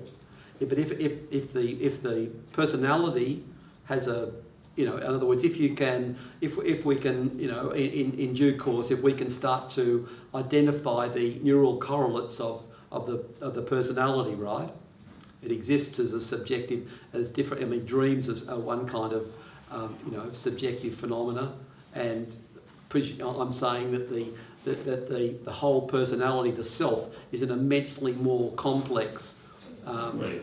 But let's take, I'm sorry it's going on so long, yeah. Let's assume there's a degree of symmetry. That is, the neural correlates themselves, if enforced, will create something in the subjective side that ultimately may turn into nirvana if you give it the right inputs, correct? So if I feed you enough patterns over time, whether it be the teachings of Buddha or whether it be the teachings of Jesus or whatever, at some point those patterns will click together and you'll have that explosion of nirvana. Is that correct? Well, that's closer to to what Rajneesh seems to be saying, which Correct. is that nirvana is an accident and meditation makes accidents more likely. Correct. I don't agree with that myself. I think because I'm just saying if that's the case, well, I mean what I'm saying is fairly. If you're a Buddhist and you're meditating in order to to achieve nirvana, then I mean this theory is somewhat dampening of your hopes. Well, I mean if it's not even the result of understanding, but it's a fortuitous, it's a result of fortuitous circumstances and training. Well, that's even more depressing, if you like. It makes it even more difficult. Tiny question. Yep. Why are you so sure there is such a state? I'm not. Perhaps we could move on to the next question. Sorry, who's next? I've got. Three. Thank you. Sorry. No, I passed. You mine. passed the number on. Yes, right. Sorry, go I on. have three comments. Yes. In the beginning of your dissertation, you were rather scathing of dictionary definitions. In fact, you used the word arbitrary, but later on, you turned to the fact that the dictionary is good for definition. So there was a slight contradiction there. Well, I'm sorry if it sounded like that. What I'm trying to say is that dictionary definitions are. I'm contending dictionary definitions are records, or should be records of current common usage within a particular subgroup. So they're not just. So in other words, it's. I think in a way I'm actually almost agreeing with you. So what I'm saying is that they're not. Then the notion that you can just I mean you can see it in philosophy all the time. Everybody sets up their own definition of words. They redefine them to mean whatever they want. It's got to be a definitive description of Yeah, and word, I'm the saying dictionary, the basis. unfortunately or fortunately, happens to be that definitive. Yeah, I'm saying the basis for that the reason why it is definitive is because, according to me, the dictionary should be recording preferred common usage. In other words, there's a definite way to decide which is a better definition. Right, second point. Research by Newberg and Waldman. Anyone heard of those? No, tell me. Okay, nor have I particularly, but I'm going to quote them anyway. Reveals that contemplating a loving God strengthens the frontal lobes and the anterior cingulate of our brain where empathy and reason reside. I think that could throw up a whole lot of interesting connotations, especially in the light of my observations of lacking empathy in the current world. People seem to be lacking empathy. Anyway, my final comment, that I just found this by accident in the book of Job yesterday. where the word enlightenment occurs, which I was quite amazed to find the word enlightenment in the Old Testament. I'm just going to read it. Lo, all these things worketh God oftentimes with man, to bring back his soul from the pit, to be enlightened with the light of the living. I just think that's an interesting. Thanks. I can't comment on the Enlightenment. I presume it was, and obviously the Bible was translated from Latin or Greek at some stage. Yes, well, that's interesting because that's the old the King James. So I haven't consulted the modern translations, but it's interesting. So the Old Testament was written Hebrew. Was it? All right. I think so. And the previous point about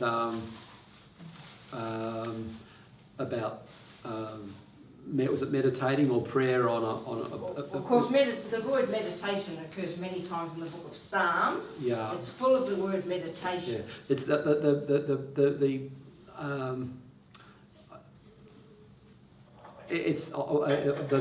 the point I'm making is not that meditation is not something that's not worthwhile. It achieves, as I was trying to, at one point there, I was trying to make the point that it achieves many things. What it cannot achieve, according to my theory, is nirvana. That's all. Just quick on that. Does that look at Joe? Yes. The Yeah. boils and all that. The guy. Yeah, that's right. So he had his own sort of Buddha, kind of lowest to highest. Buddha, he had Perhaps we his could own move God. on to the next question. Yep. I got number 4. Are we talking about an individual nirvana or a collective nirvana or a universal nirvana? And are we all heading towards a universal nirvana that we can just plug into, Oh goodness. regardless of taking your Yeah, all right. It's basically an individual nirvana. There's other kinds of metaphysical. I use the word metaphysical. That's the sense I'm using it. Is relationships between subjective and objective. There's this common sort of notion that somehow or other, you can become a part of a larger consciousness somehow or other. I've got no idea of how that could come about, but it doesn't mean the fact that you could become a part of a larger, the whole, they have it in the science fiction novel sort of thing where everybody suddenly becomes one being sort of thing. But the fact that they've become one consciousness doesn't mean that they've achieved nirvana. That one consciousness is still quite probably it still contains an intentional self. There's no reason why it shouldn't. It's just a much larger consciousness. It could perhaps. I'm just speculating. Wouldn't we be much closer to a universal nirvana if we could tap into a collective nirvana? you can become part. Just The whole human race can become, one consciousness, and you are still no closer to nirvana. You've just simply you've just become one consciousness So rather is than nirvana just a mental construct on the way to that collective nirvana? No, well, my or theory. does that come afterwards? My Which theory. one comes first, the collective? I'm saying that or the self, the Freudian personality, as a phenomenological entity, is a component of consciousness, and consciousness it's possible for consciousness to normally everybody here, I would assume, has an intentional self, but I'm speculating that it's possible for a consciousness to exist without an intentional self.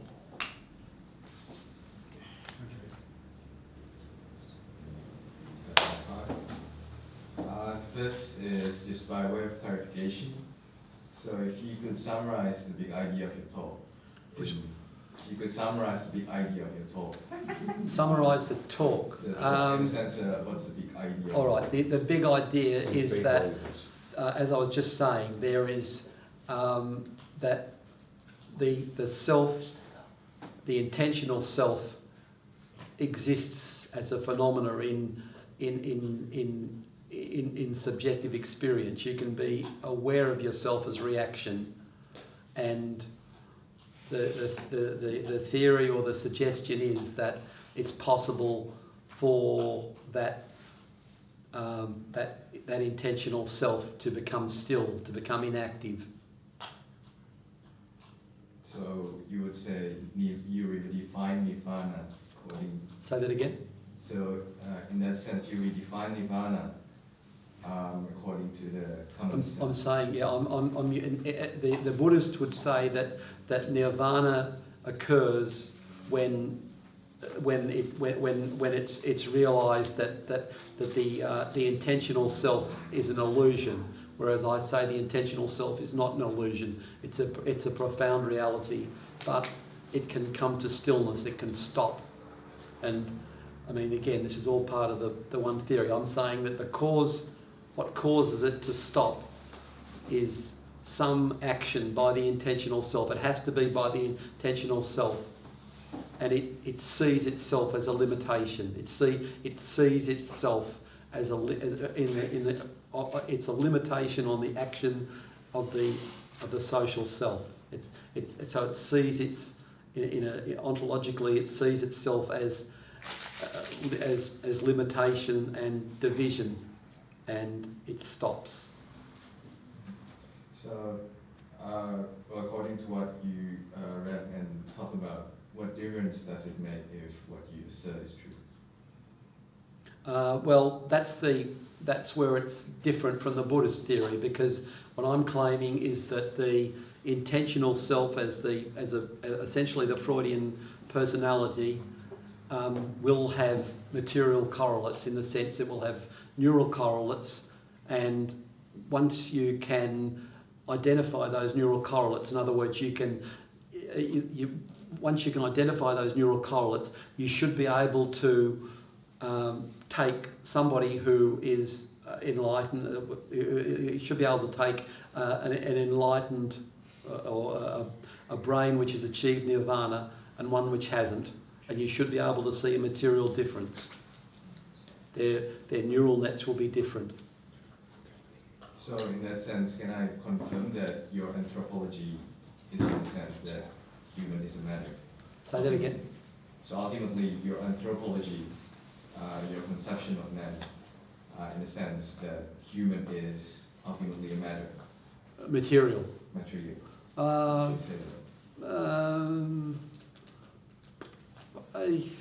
That's what I was getting at with that spiritual and material thing.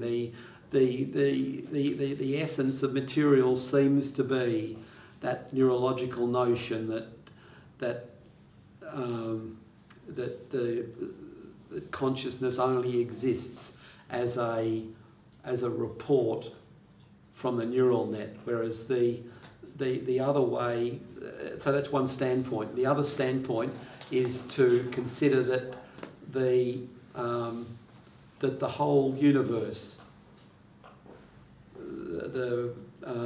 that time and space, and our bodies and brains are all just things which we create to order subjective experience, the raw phenomena of consciousness. So I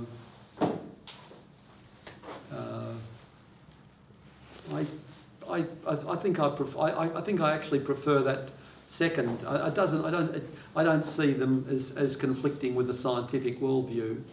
The way, if you've got the philosopher's table in front of you, you can say, I'm learning about this external object, I'm getting subjective experiences, and I'm learning about this external world. Or you can say, there's all this subjective experience, and I can account for it, I can make sense of it by saying there's a table here. They're two different ways of doing the same thing. I'm sorry, that's all I can do. You've put a lot of stress on the observer in relation to subjectivity and objectivity, but with Descartes, when Descartes was exploring I think, therefore I am, the I think would have been for him 100% subjective, 100% objective. Right? He was absolutely convinced he was thinking. Objectively, he could say that's an objective statement, I'm thinking. No one can refute it, and so an observer becomes totally irrelevant. Now, I just thought of that as you were discussing that before. do you know, how does that put your position as needing an observer all the time and providing an objectivity? Well, see, language conspires to tell us that there is that's why I discriminate between the social self and the intentional self. Because if you say, you know, I think, the language sort of suggests that there is an intentional self which produced that thought. You understand? Why do you need that? Pardon? Why do you need that? You're just doing it all the time. But I'm just saying that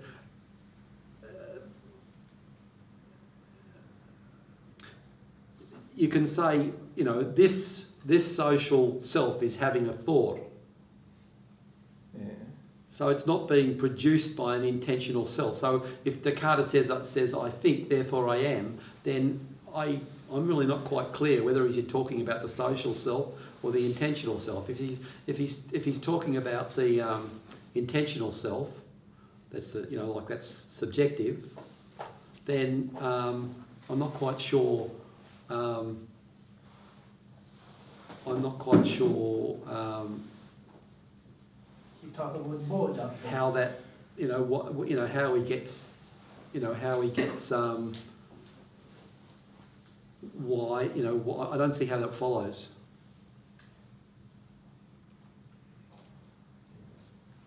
Yeah, there's a subtlety within it. I mean, is he going to be thinking in terms of intentional or social, or is he just saying, I'm thinking, therefore... Yeah, well, I mean, when you say I'm thinking, do you mean there's thought occurring? Yeah. It's not, you're not actually necessarily saying there's something which is creating thought. No. Yeah. Well, I mean, but I don't see how that. I mean, you can sort of say, all right, there's thought occurring, but how does that? I mean, how do you go from there to concluding, therefore I exist. Therefore, this. I mean, I don't doubt the subjective self exists, but I don't think it follows from that. No, you can say then I am can also be included. That if you're thinking, you can also subjectively experience your existence apart from the thinking, and also it's an objective in the sense that you're convinced that you are connected with that thinking. No, I'm just looking at it now purely from the point of view of the participant rather than the observer. You know, but you were putting a lot of stress on the observer, and I just thought, well, it's a self-contained system if you just deal with the participant. Yeah, I just treat thought and feeling and things like that as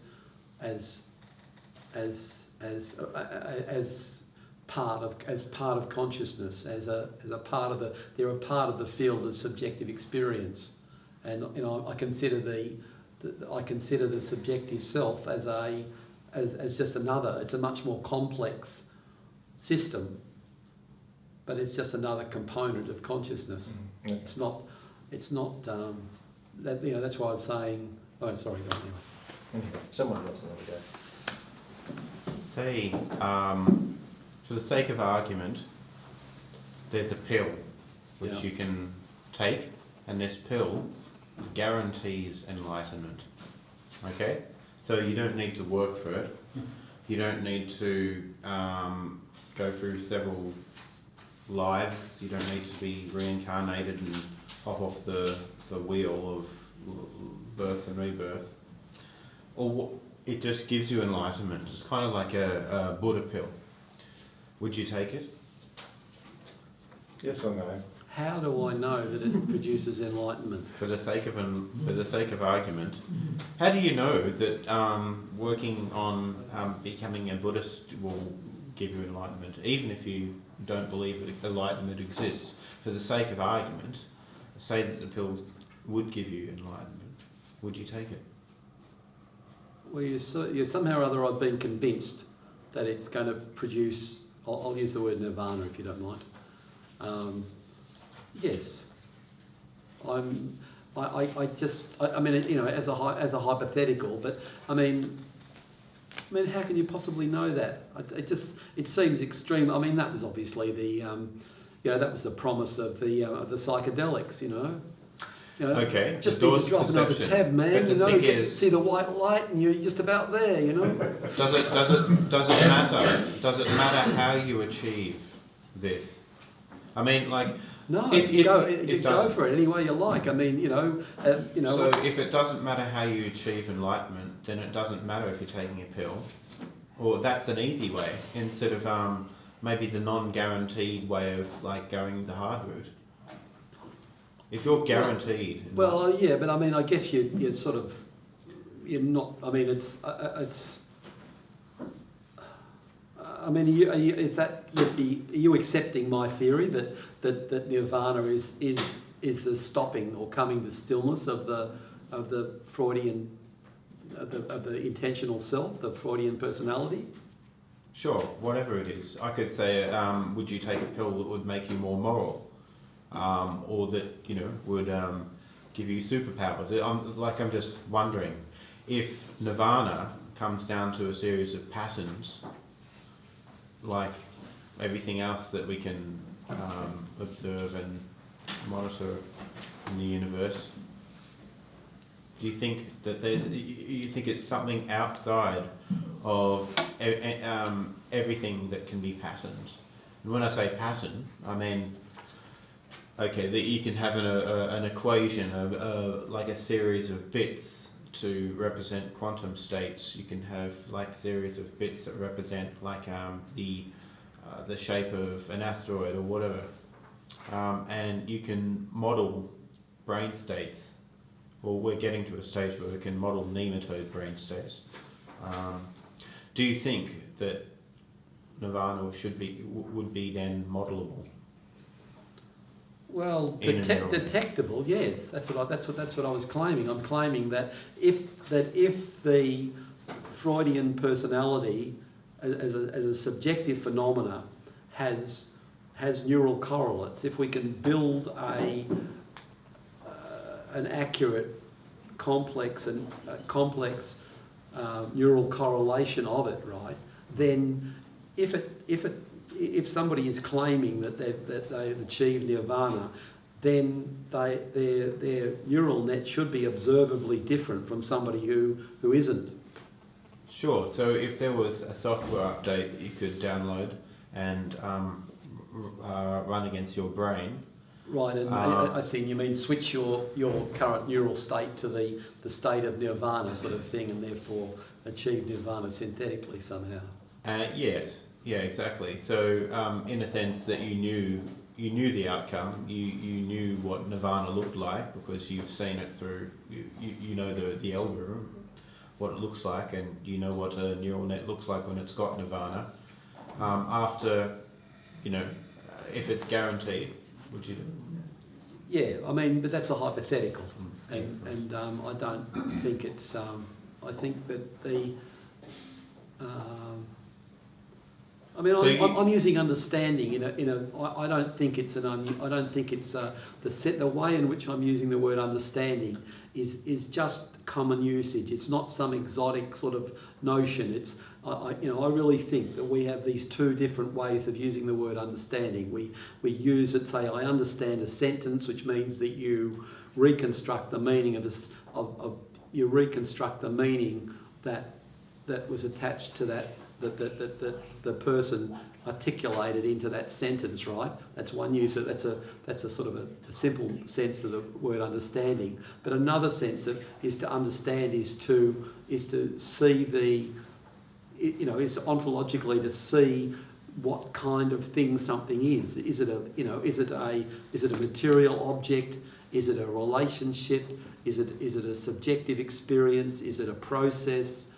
And that sort of that recognition of the status of something is to me that's what understanding is about. Sure. So can understanding be just the subjective experience of something, and also not be something which can be observed through any measurement equipment that we might? I presume it's observable. You can always the correlates you can observe.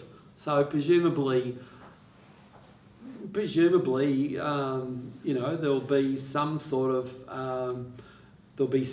of material neural correlates of understanding. You'll be able to understand. You'll be able to see what the neural pattern was before and after understanding. I mean, we use understanding in, there's, if you think about when you say I understood something, it's something like a, it's not actually getting new. It's not like you've got new knowledge. If you think about, when you've actually understood something, it's really recognising the order of reality or the relationship of it.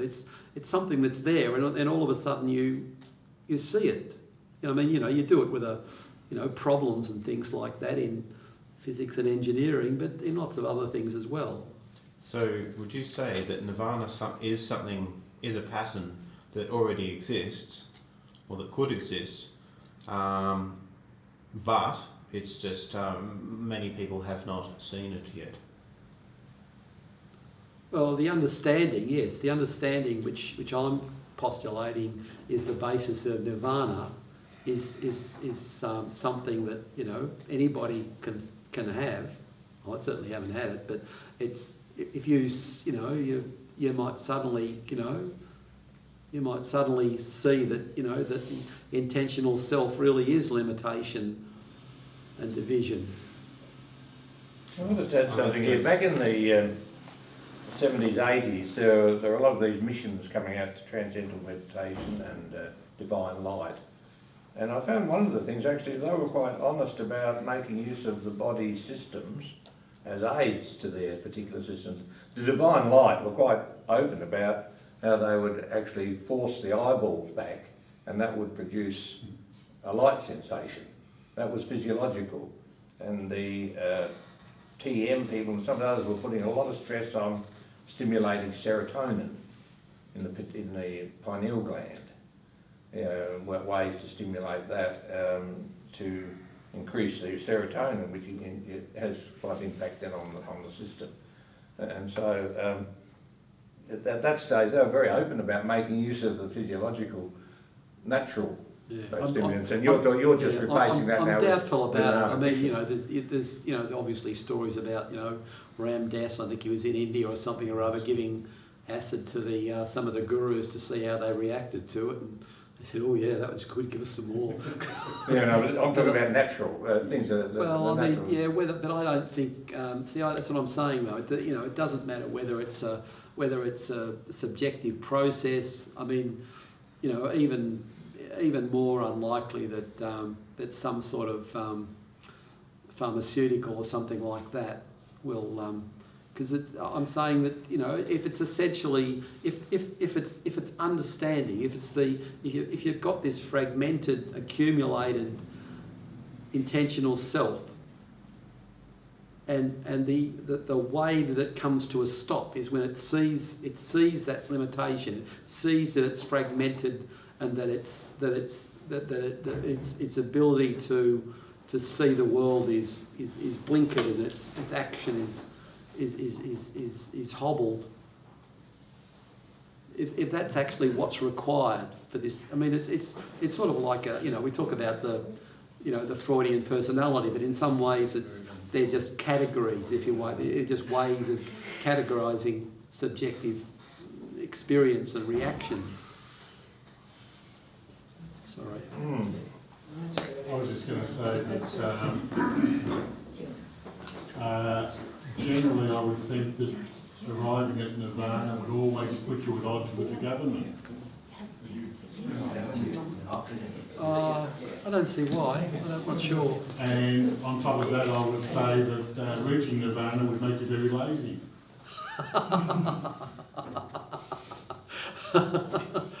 Because there's no one around you who is at Nirvana or through Nirvana. So you can't really, unless you're teaching, you really can't do anything with it, but just be in bliss temporarily. Well, you can't maintain bliss forever.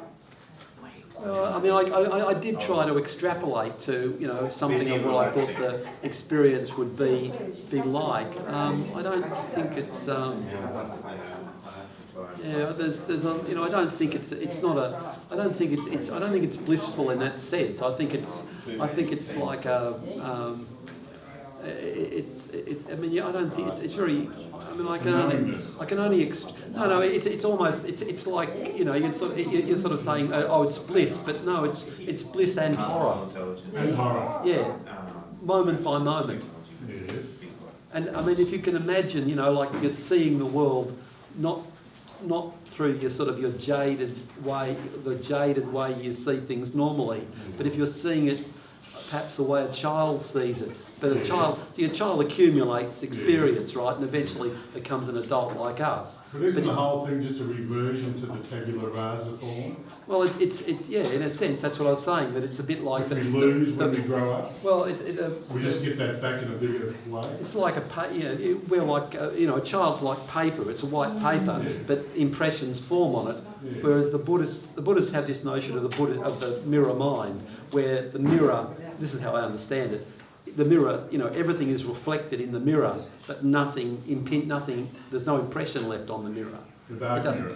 Well, I'm talking about a clear mirror. It's, you know, the idea is that you know, you can project an image onto a piece of paper or something, but it'll leave an impression on the paper. But whereas if you project it onto a mirror, it doesn't leave an impression. There's no, you know, the image that was there is gone once it's. That's how I interpret that. Okay, I'll have to try that when I get home. Rohan, Thank you. did I remember correctly that you were saying Nirvana is not a search? I was actually quoting Krishnamurti, but there were two different notions this was about meditation. It was about two different notions of the word meditation, and that what you were remembering there was part of that second that description of meditation, which is a non-intentional sense of meditation. But well, according to the Webster dictionary, it defines nirvana first in a religious sense, according to Buddhists, and then in Hindus, and then a general sense, which is just freedom from care and pain of the external world, in short, bliss. Now, if nirvana is that state, surely we will have to start with deliberate intention of the self to achieve it. So it wouldn't just be something that comes upon you. It has to be a kind of something you want to have. You've got to have an attachment. Not just attachment. Well, so much. my theory is no, that it doesn't. It doesn't come about. It can't come about as a result of any intentional action. It comes about when But if you want to achieve something, it has to start with a deliberate intention. I'm saying of that the action of the self, which creates nirvana, is understanding. It's not. So it's not the. This is my theory, that it's not that no intentional. That no internal intentional action can. It's intrinsically impossible for intentional action to result in nirvana. But isn't the intentional in nirvana to find the source of the self? And so you question yourself and question yourself and question yourself, and then you get so tired that you just exist. Well, it's a bit like the Japanese sort of, they have all those strange questions that they ask themselves, and why is a mouse when it spins and things. But the problem is that no language on earth gives itself to a natural arrival at nirvana. Maybe we've had to wipe out all the languages first to get to nirvana. What about maths? Do you think maths, you'd be able to pattern nirvana in mathematics? That's why Gödel went Yes. crazy. Yes, easily. Well, it's a coming to. If Nirvana is a coming to stillness of the intentional self, it's a consciousness which is still seeing and acting. It's just not. It just simply has it doesn't have an intentional self. I mean, there's obviously. I mean, I'm asserting that there will be that if the intentional self has a neural correlate, well then its absence or its coming to stillness will reflect in a different neural pattern. But there are already tests that they do with Zen monks particularly, who have, I think there's a few TED talks, but there are other articles, like they've studied it quite a lot recently, and there are things like spatial awareness, which is enhanced by meditation, similar to what you were talking about. Yeah, I wasn't. That's why I was sort of. I mean, I've actually read quite a bit of Krishnamurti, and if you read him, he's. I mean, I have a lot of arguments with him. He's dead, but about words, about language, because for me, language is really important, and in this area, it's extremely easy to not communicate. I mean, I know it was really boring, all that stuff I was going through with language, but that's what it was all about. It was because these kinds of discussions it's so easy for you to use the word meditation in one sense and I use it in another or something like that. Well, this is like a Zen form, and they connect, things to heads and find there are deeper kinds of states. Oh, I'm not. So it's again. I'm not. That's why I was going to that trouble to say that it's. I mean, Krishnamurti's a bit of a monomaniac as far as I can see. He's obsessed with Nirvana, and I suppose rightfully so. But it does. Meditation can have useful results. You can definitely learn. You can learn a lot of controls. I don't doubt that people can learn to control their heart or, their metabolism and all sorts of things using meditation, and probably things that we wouldn't even think were possible. But I'm just saying that for me, intrinsically, if you believe this theory, then Nirvana is not. It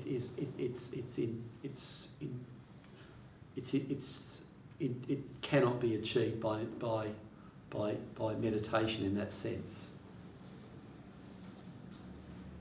If possible, thank you. Give me a card. Yeah, I give you. If you want Appreciate it if for you want a lecture. response, you've got to give me. A little bit professional and technical for Mr. John. Interesting question. The card top. I think that I am. Does the duality have problem? Because believe yes, these are the mind have 3 dimensions, but material have 1 dimension. How can I know other body exists? That's a question, because other body think have mind. But the problem here, I don't know how other body think, because neuroscientists go to here, scientific question and philosopher not give answer old question, what the relationship between mind and brain, have no answer. But the problem here come up, are object exists in the mind, or object independent of the mind, or between object and subject have gap? That's our question. Appreciate it, thank you.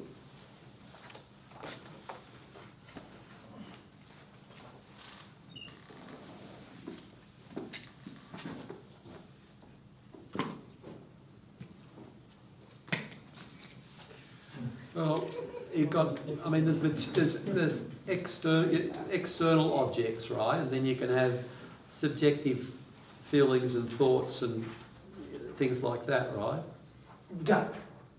How can we But feel this gap? you're asking what's the relationship between them? Yeah. Philosophers and scientists have no answer. I'll pass on that one for a second. The other question you asked about how you can know whether somebody else has Because they have mind, have think. has mind. I don't. Well, I mean, I suppose the answer to it is that you have to become the only way that you can, the only way that that I could, well, the only way that you can know that I have some sort of subjective experience is that you have to become one with me. Your mind has to become one with mine. It's like telepathy or something like that. It's the only way. And I don't know whether that exists. Thank you. I reckon that's a round of applause. Tea and coffee.